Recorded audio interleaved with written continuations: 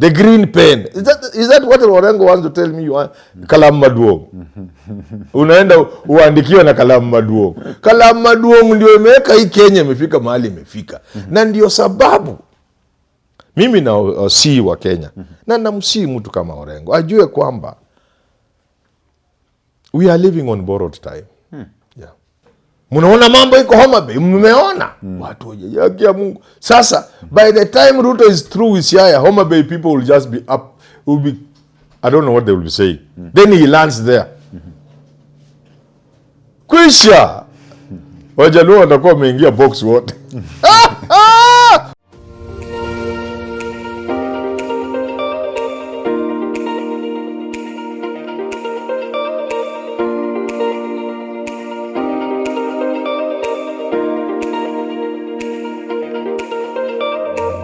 Very good day to you, ladies and gentlemen. Welcome to another episode of the Kanti Talk here on Herman Manyora's YouTube channel. My name is Evan Sokinyi, and I'm joined here by Professor Herman Manyora. Prof, how are you? Wonderful. Yes. Let us look at what is happening in the country. The Siaya governor, James Orengo, has finally bowed to pressure, and we saw him in a function at the State House with the delegation of leaders from the entire Siaya county therein. This actually begs a lot of questions. We are now actually wondering, because these are the few critics who decided not to join the bandwagon of the broad-based arrangement. But here we are.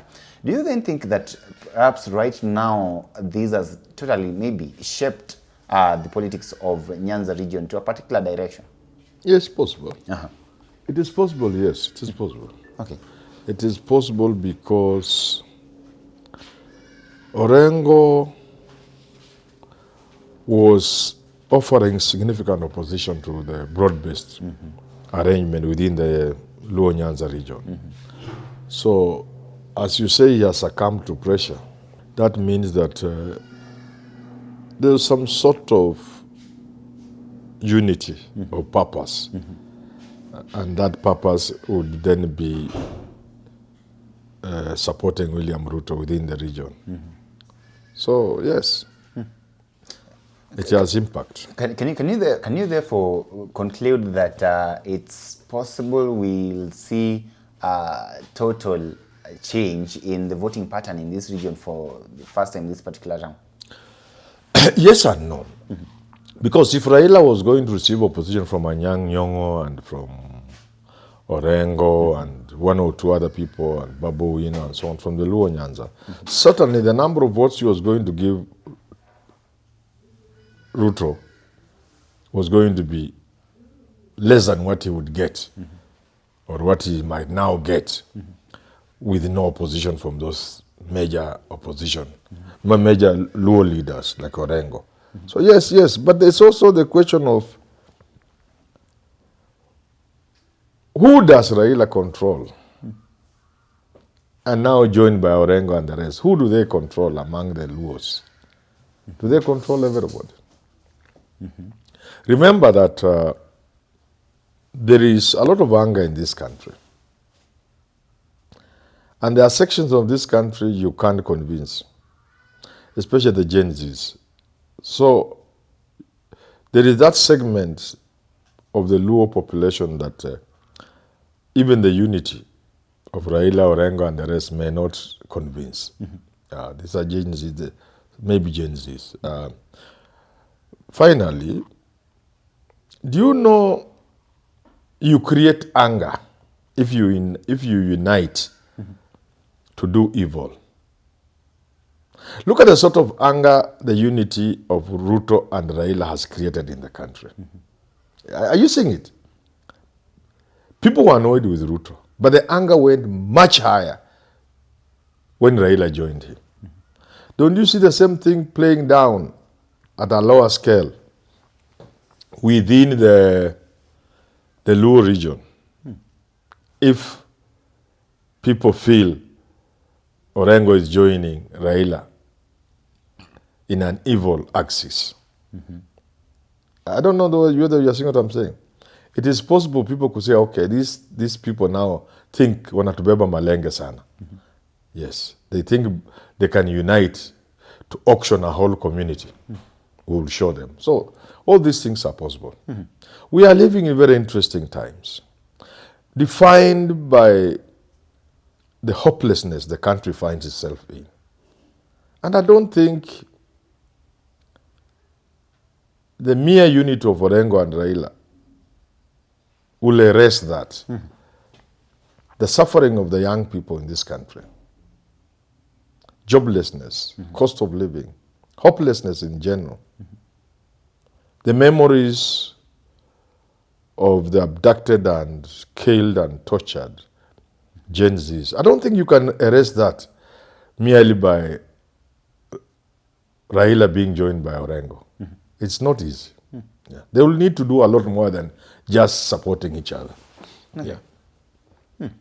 But then, this is the same governor who spoke the other time, and he was saying that, look, the ODM party is a very strong party, and it has been able to withstand all storms, and even this one here will just come and pass. And he went further and said that, look, even if we have to make compromises, then they must be based on principles. I was also at a function where Orengo himself said that, look, I'm never somebody who can actually compromise my principles or rather sacrifice my principles and so on and so forth. These are words that he said, and it was clear that he did not want to join this arrangement. What do you think has actually happened? What has changed that has now made him to go this particular direction?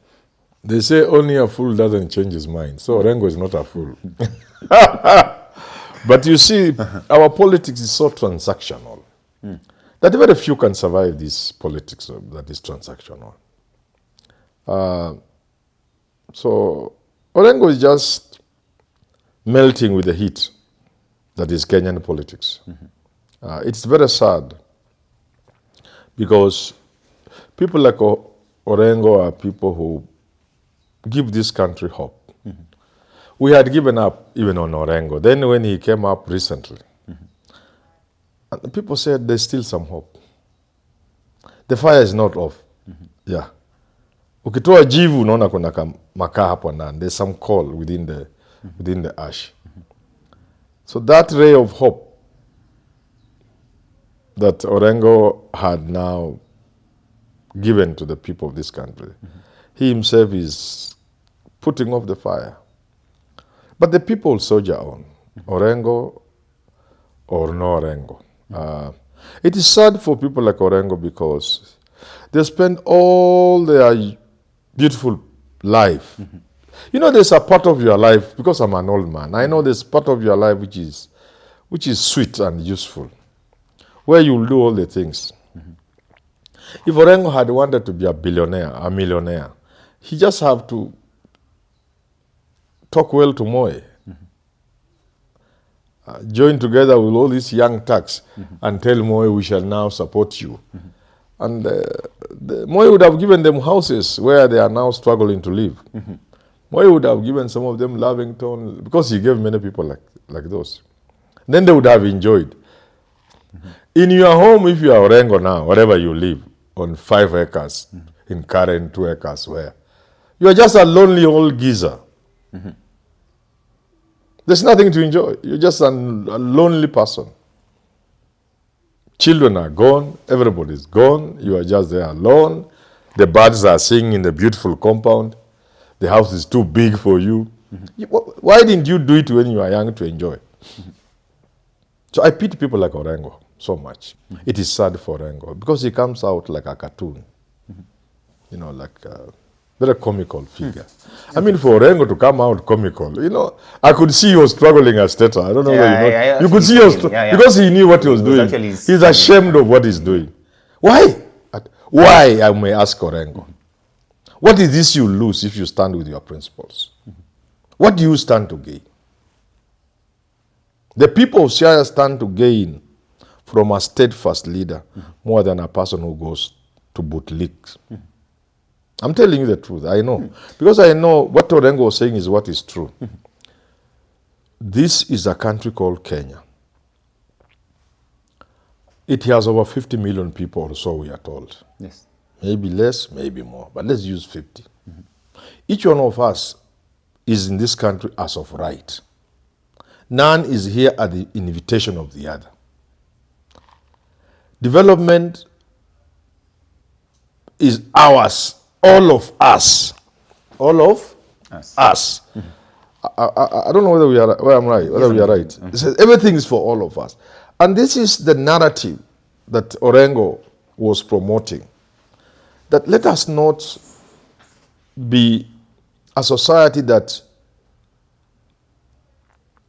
works on favoritism. Let's have equity and equality. Let's develop the country to the extent possible, equitably and equally. Let's share the little God has given us. Let's work together to develop this country. All of it, all the people, all the regions. It is sad from Orengo, it is sad because what Orengo had been saying is what is true. Nobody knows this more than the Luo. The Luo have been sidelined. Luo sons and daughters have been denied jobs merely because their names started with O. Luo sons and daughters have been denied promotion. Even Obama's father is an example. Obama Senior. Luo people have seen development that they deserved being taken to other regions merely because they were Luos. Over the years, it will be very bad for Orengo to say that was a good thing. Let other people say. I don't care who says it, but not coming from Orengo, I feel bad. It hurts me because that politics of patronage. And what did Obama say, President Obama? And I'm sure Orengo would listen to that. Chances of a child dying before they reach age 5 in Siaya are much higher than a child dying in Nyeri. Obama told us that. The chances of somebody going to bed hungry in Kakamega is much higher than somebody going to bed hungry in Kiambu. That is the inequality we are talking about. That's what Orengo was talking about. Orengo was saying, let us all share what we have, equitably and equally. Let us all work together. Let us not have some people lazing around expecting to be given. Let us not have people who are favored. And Obama told us when he was in this country. And Orengo was singing the song that I was dancing to. It was touching me. Let us dismantle that. Kibaki tried to help us in a way to dismantle that monster. That when somebody is in power, then he will use his power to do things for his people. That if I'm a Luya today, because I'm a Luya, if I become president, if I am president of the Republic of Kenya, there should be 10 Luya ministers out of 22. That's what Orengo is now telling us. Yeah, that's what he's telling us. By leading a delegation to go and discuss development, that's what Orengo is telling us. He's telling us, if he, Orengo, becomes president, then 8 ministers out of 22 should be Luos. That's not the Kenya we want. That's not the Kenya. In any case, it's not sustainable. Okay. Do you think the politics of that particular region is actually changing? Because here, this is a region that has been in the opposition for quite some time. But then if you look at the kind of situation that Orengo finds himself in, it's some sort of a drastic change that we are looking at here, some sort of a paradigm shift from the normal politics that the Luo nation has been seen to be playing. Because they're saying, I heard the likes of Kina John Mbadi saying, look, we cannot be in the opposition forever because we'll be there and then we'll be suffering at the expense maybe of others. Do you think that this reality has also struck Orengo and that is why maybe he's changed? That is just short-term, selfish interests. It's nothing like that. In fact, it is a true thing in the world that when you push for the majority to enjoy, you end up enjoying more. Okay. Because for how long shall we practice this politics? Of those who are in favor are then favored by government. Their government. And the same government belongs to those who are not favored. For how long? Is that sustainable even? Can that come from Orengo? He knows it's not true. He knows it's better If you have people like Orengo pushing, saying, no, we love our government, we love our country, we love our president. But we must advise the president that Siaya is part of this country. What belongs to Siaya should come to Siaya. And we urge the members of parliament from Siaya to be lethal, to be woke, when matters of development and budget are being discussed in parliament. That's what we want for this country. That's what we want for Kakamega. That's what we want for Trans Nzoia. We want that for Lamu. Yes. That's what Orengo should be saying. And then there are other people like Natembeya. Soon, there will be like 5, 6, 7 governors. That is getting to a critical mass. And Orengo understands how change comes. You can be alone. Then you are joined by somebody else. Then the other. You will reach what is called a critical mass. A voice that can no longer be ignored. Ruto may ignore, but the next president will now face not Orengo and Natembeya alone, will now face 15 governors, telling him, no, we will not come to State House to beg for you. No. We will wait for development and push for it as deserving counties. Yeah. Actually, that's what he said last time. And in another, yes, and in another 10 years, no governor will go to State House. None. And Kenya will be a better place. A better place where your children and their children can live. And that is what Orengo has always stood for. A better country where even when you die, you know you are leaving your children in a good place. And their children will be in a good country. That is the Kenya we should all strive for. Look at what is happening in Homa Bay with Gladys Wanga as the governor there. And of course, John Mbadi being this, he is in charge of Treasury. I understand he's got a special pen, very big one. Oyugi used to call Ezekiel Oyugi. Kalamaduong. Kalamaduong. Big pen. God! That's the Kenya we don't want. That Kenya that Orengo is now supporting is responsible for where we are. The green pen ya Moi allocated all these government spaces in Nairobi. Upper Hill. Today same government is buying spaces, is renting, and government had spaces. The green pen ya Moi allocated ADC land, allocated government land. Watu wamejenga kwa mito. The green pen. Is that what Orengo wants to tell me you want? Kalamaduong. Unaenda uandikiwa na Kalamaduong. Kalamaduong ndio imeweka hii Kenya imefika mahali imefika. Na ndio sababu mimi na si wa Kenya. Na namsii mtu kama Orengo. Ajue kwamba we are living on borrowed time. Yeah. Orengo knows more than I do. So he looks at this country, the way things are going, it's not sustainable. He looks down there at what Gladys Wanga is doing with what I have heard people, I've heard somebody, I don't know, his name is Evans or somebody, he told me that we in Migori, we don't support Ruto. I asked him why Evans, and he said Evans, not Evans, Evans. He told me, you see, we in Migori, we are not benefiting. Look at Homa Bay. I said, okay, Ruto ni mwerevu. I admire Ruto for being a smart politician. So he does that to Homa Bay, then the other Luo counties begin to salivate. The moment he will land in Migori, all of you will be dancing. Ruto is smart. And actually that's what... That's why I tell opposition, sijaona mtu ya kutoa Ruto kwa hiyo watu. These are just jokers. Yeah. They are just jokers. And that is what is now happening in Siaya. Because you see, yes, now, he finished with the Homa Bay. Yes. So people of Siaya are being told, endeleeni kusikiza Orengo.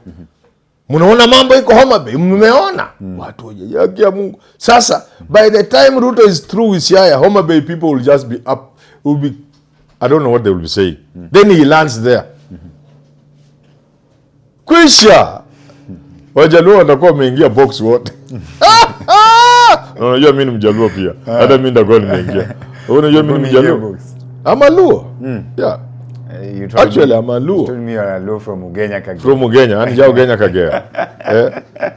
Manyora Udo Bondo. Anja Ugenya Kagera. Which is true. My people call themselves Ugenya. We came from Ugenya. We are the Luyas. Around Tigoi who came from Ugenya. Our names are Luo names. Then we became Kalenjin. Most of us became Kalenjin. My grandfathers and what? Oh, they spoke Kalenjin.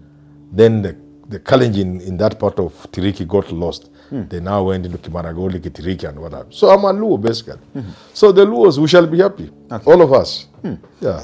Prof, it seems like as a country right now, we are in a position whereby the politics of tokenism is now the modus operandi here. Do you think we can really get ourselves out of this situation? We will. And head the courtesy of Gen Zs. The young people cannot accept. You know, that's why I'm laughing at people, including my friend Orengo. You are doing that which cannot last. Your own children and grandchildren will not allow you to do these things. No, they see no hope. That includes, there was a debate on our platform, one of our platforms, WhatsApp groups at the university. And people are blasting Gen Zs, others are supporting Gen Zs. I was watching, I've not responded. You can see many people are not understanding these things. But one person said, we have spoiled our children. We have given them everything. We have pampered them. And now they are coming for us. Again, that one was missing the point. The point is very simple, including those who have. You are stealing money from the public to live in a good place and drive good cars and take your children to good schools and do everything for them so that there's nothing for them to do for themselves. Kitambo mtoto aanze kazi umemnunulia nyumba 3 ama 5. What are you telling your church? So the children of the rich are having to deal with the same problem that a successful America brought to their children. You know, after the Second World War that ended in 1945, there are a period followed of reconstruction, building Europe that had been destroyed by war, which is basically rebuilding the world. And as period of success in the early 60s and mid 60s followed, really success, transformational wealth, and people had, now people did what we are doing here, spoiling their children. The result was what was then called the Spockian movement, or there's a psychologist called Spock, I think, something like that. The hippie movement, where children rebelled from that good life. It is too boring. Life is too boring. Wanaanza kutembea na one t-shirt, one pair of shoes, and one pair of jeans. Hiking lifts across America. The hippie movement. Bila kuchukua. They were rebelling from too much comfort that their parents were giving them. So the children of the rich today are seeing this emptiness. A lot of emptiness. They have everything they need and the life is so boring. There's so much, and there's no inspiration. When they look at their neighbor, a thief, a drug dealer. So there's nobody inspiring them to do anything in life. These ones now are and they are also beginning to see, tulikuwa na fulani kwa shule, kabisa. Those who went to normal schools, or maybe their paths have crossed somehow. You could have been going to your public school, and the other one is going to their high cost school, but somehow you meet, maybe in the games or what and what. So you get to know each other. This is a very promising girl, very promising Jerry. I've known her from primary, secondary, and university. Me, I've gone to big schools, big universities.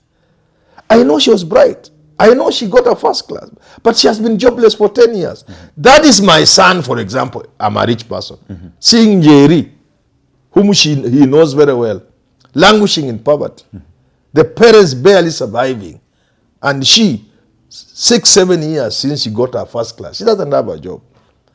The children of the rich, and that's what the Gen Z revolution is about, are merging with the children of the poor and creating one big movement that will destroy the sort of Kenya Orengo is trying to promote. Yeah, it cannot work. Okay. Nicholas Gumbo tells the president this time around he'll get 400 votes from there. So how many? 400,000 votes. From where? From Siaya. What did Raila get? Gumbo, the engineer. Yes, engineer Nicholas Gumbo. a man I admire very much. He's a very bright Very man. bright fella, very sharp. That man, if you follow him, even when he's on TV, you can see nothing but the brain. Why is he doing that to him, to his brain? If the Luos could not give Raila, why would they give Ruto? How will they give Ruto? Yes, that is the question. Mbona hawakupatia Raila akwe president? That is what I actually wonder. So here So this time, Luos failed to make Raila president by sleeping instead of going to vote. Now they'll wake up very early in the morning to go and vote for Ruto. That logic is not. Ruto has given them a CS and 5 billion in terms of A CS and Raila was going to be president. Sasa president na CS gani kubwa? Kama wajaluo walishindwa kuamuka kwenda kutafuta president, sasa CS itafanya waamuke. Unasema miradi zinakuja. Miradi gani? Sasa president nini hangefanya? President nini hangefanya? Hii Kenya yetu ya mapendeleo. Kama Raila Jakoma angekuwa State House. Nini hangefanya Siaya? So indeed, let's conclude that President William Ruto is actually investing. Let me tell you, I must say this because there are people sometimes you say they don't understand. They think you are attacking anybody. I've never attacked anybody.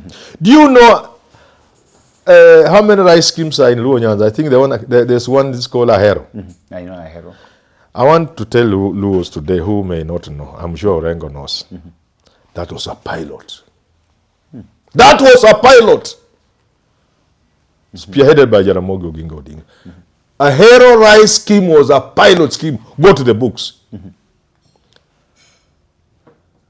It was a pilot scheme. If it wasn't for the politics of isolation and favoritism, the fully blown rice scheme in Nyanza would be supplying sufficient rice to this country, together with Mwea. That was a pilot scheme. Let anybody go to the books and find out. So the production would be much higher than it. Go and see the blueprint for Russia. Currently called Jaramogi Oginga Odinga Hospital, Referral Hospital.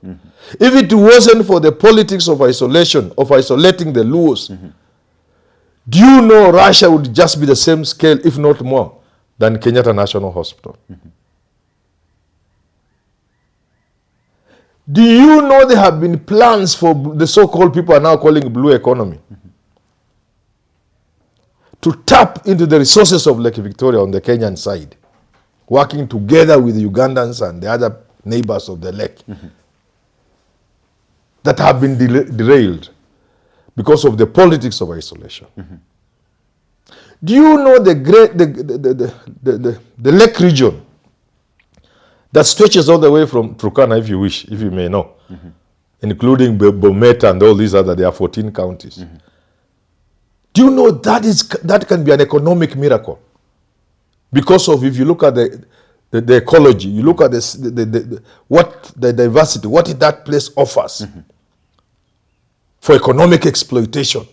If it hadn't been for the politics of isolation. So what is Orengo telling me? He's not telling me anything. He's making me just sad. Sad that a man who knows chooses to join illiterate people. Not illiterate because they have not been to school. Illiterate because kasumba imeingia kwa akili yao. They cannot see, they cannot dream a good Kenya. They can't see the possibility of a Kenya where we can all live happily. A beautiful country where our children will be dancing and playing in good schools. But he looks like somebody who's been forced into submission anyway. Why are you forced? What do you need? What, are they going to kill you? Did you not hear of attempts of impeachment against him? So what is impeachment? In fact, I would be, if I'm Orengo and you impeach me, I'll be the happiest person. Yeah. Orengo is an old man. We are old people now. What is it we can fear now in life? Okay. So I was making this last statement that the president is investing in the Luo Nyanza region right now in Siaya. What do you think would be his return on investment? Return on investment. ROI. Is it likely to be there? It will be there. The president is a smart politician. That is a good investment. Okay. But like I've argued, wouldn't it make a lot more sense to put your shilling where you'll get 3 as return on investment than put a shilling where you'll get 50 cents? Investing is in Nyanza, where you put 10 shillings. You'll be lucky to get even 5 shillings in return. I mean, really. But he left Mount Kenya, where for every 10 shillings, you reap another 40 or 50. So the president is doing reverse investment. This investment of the president, it doesn't make sense to me. And I have nothing against my people. You know, I've told you, my blood is a Luo blood. Yeah? But it was actually Luonized. We came from Uganda, Kigomba. So we actually Ugandans, who then passed in Luo Nyanza, and we became, through Sing Island and what have you. We mixed with the Subas, Kidogo, Nindi, Tukatoka. We became Luos again. That journey, I wish I could write a book like that. My Luo people cannot be good investment. Because my Luo people refuse to make Raila president. I have a problem seeing how my Luo people can make Ruto president. They couldn't make Raila president. And let nobody, they are just figures speaking. 700,000 votes. Out of 2.1 registered in the 4 Luo counties, Siaya, Homa Bay, Migori, Kisumu, 2.1 registered votes, 2022, 1.4 turned out to vote. 700,000 did not vote. Ruto beat Raila by 250 or there. If half of those had voted, that was the same kuiba kura. Kuiba kura iko, lakini you make it difficult for somebody to steal. The margins must be clear. And I'm sure this was a very difficult task if somebody stole. Haikukuwa rahisi kwake. So kama jamaa hao wangechapa hizo 300, 350 extra. 350! Saa hii tungekuwa State House. So you're wondering if they did not turn up for Raila, how would they turn up for Ruto this time round? That's the problem. They don't have that history. Let me give you the final example. A friend of mine, let me not mention his name, he stood for elections. Had been an ambassador, and so he came back and stood for elections. And no, it's after losing that he went to become an ambassador. Or something, I'm forgetting. Motorcycles were now popular. When the motorcycles do this, border. Sahi ndio wamekuwa popular sana. About 2-3 elections ago, the guy had a display of the young people in with reflector jackets. Wameandika kwa mawe, huko kwetu kuna mawe, wameandika jina ya huyo mtu everywhere, even on trees. When the results were announced, he had not just lost, he had lost badly. I asked people why. So, but these idiots don't have votes. A good number of them don't have votes. And those who have are just shouting, we have won, we have won. So there are some voters who do not know how to consolidate their power and make sure every vote counts. You have heard of the stories from Mount Kenya? Yes. Hata wagonjwa wanatoka wapi? Wanatoka hospitali wanaenda kupiga kura. Hata wale wanabebwa. It may be an exaggeration. Wote wanapelekwa huko. Yeah, it may be an exaggeration, but it goes to show you the seriousness. And I have told Jacob in public to his face, I said, why you cannot be president is you come from people who don't know the sweetness of power. So they don't take voting seriously. The Mount Kenya people, the Kikuyu know the sweetness of power. The Kalenjin know the sweetness of power. Right now, Kalenjins are saying, Ruto bad, Ruto this. Wait for the voting day. Take Ruto. So Luos don't know the sweetness of power. So if they cannot get it for themselves, how can they wake up to go and give it to somebody else? Okay. And don't tell me about Kibaki, because we know what happened. Language teacher, ladies and gentlemen, till we have this conversation again, have yourself a lovely day. My name is Evans Okinyi. Good.